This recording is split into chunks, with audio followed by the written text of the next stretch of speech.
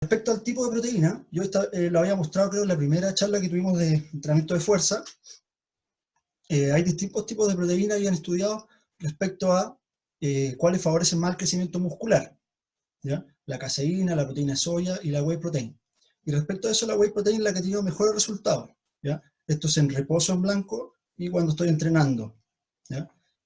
Como dije al principio, con la pura alimentación yo ya tengo favorable síntesis de proteína y a su vez masa muscular. Entonces, por eso en reposo, aunque yo tenga consumo de proteína, lo que estoy haciendo igual es ganar masa muscular.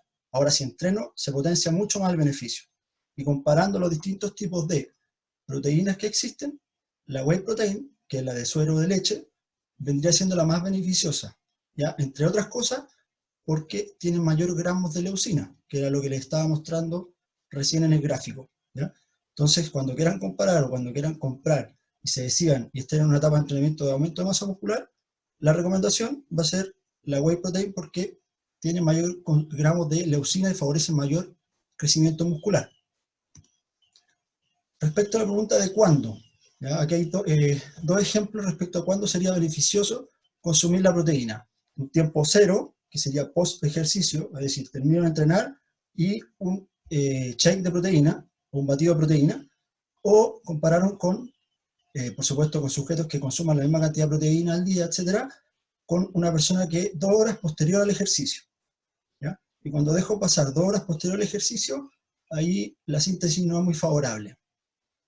Sin embargo, si tomo el shake o el batido posterior, inmediatamente posterior a un entrenamiento de fuerza e hipertrofia, el aumento de la síntesis de proteína es mucho más grande, ¿ya? El cambio es mucho más significativo, como sale acá. Entonces, la recomendación es esa. De todas formas, después se estudió entre antes del ejercicio y inmediatamente posterior al ejercicio, que no había muchas diferencias. Entonces, en ese sentido, la recomendación va a ser: tómate un batido antes de entrenar y puedes entrenar, o si no, terminas de entrenar y te tomas inmediatamente el batido de proteína. Si lo estás haciendo así, los beneficios van a ser mejor, ¿ya? Porque entre este periodo que pasan 2 horas, finalmente es cuando se necesitan más proteínas porque se están resintetizando, el cuerpo no las tiene, por ende el beneficio se posterga o se limita un poquito menor, ¿ya? Bien. Bueno, y la cantidad, porque también es importante saber cuánto, si yo tengo un batido ahí, cuánto voy a tomar de proteína después del ejercicio, ¿ya? Acá lo mismo, tenemos por este lado la tasa de crecimiento muscular y por este lado la cantidad de gramos de proteína, ¿ya? Y fueron haciendo los estudios respecto a alguien que no tome proteína, alguien que toma 10 gramos de proteína, alguien 20, 30 y 40 gramos, ¿ya? Y se dieron cuenta que una vez que ya completo 20 gramos de proteína posterior al ejercicio, la tasa de crecimiento muscular era grande. Esto lo hacen con biopsias por si acaso, le sacan un pedacito de músculo y lo estudian y saben cómo se comporta eso, ¿ya? Y se dieron cuenta que después de 20 gramos de proteína, si yo tomo 30 o tomo 40 gramos de proteína, el cambio es mucho menor, es muy poco significativo. Entonces, por eso la recomendación, y siempre te dicen 20 gramos, y de hecho por eso los batidos traen un dosificador que generalmente son de 20 gramos, ¿ya? Entonces aquí podemos poner otro ejemplo para que se entienda bien. Me dice, profe, pero yo me comí un asado.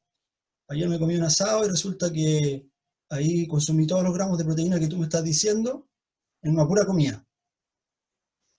Y yo te puedo decir, pero bueno, está bien, a lo mejor pasaste 50, completaste los 40, 60 gramos de proteína, pero resulta que el músculo tiene una capacidad de síntesis, bueno, el intestino tiene una capacidad de síntesis limitada, entonces después eso no se va a absorber toda la proteína. Hay parte de esa proteína que sencillamente se va a perder solamente.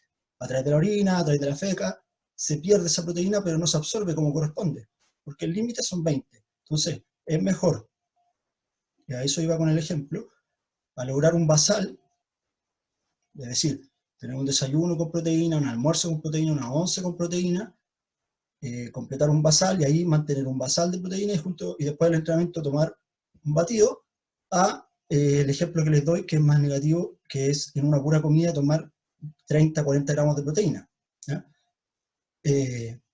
Entonces la recomendación va en ese sentido. 20 gramos de proteína es suficiente después del entrenamiento, no es necesario más porque los cambios son muy poquitos. A los 30 gramos, 40 gramos, no cambia mucho respecto a los beneficios que vaya a tener tomando las proteínas en ese momento.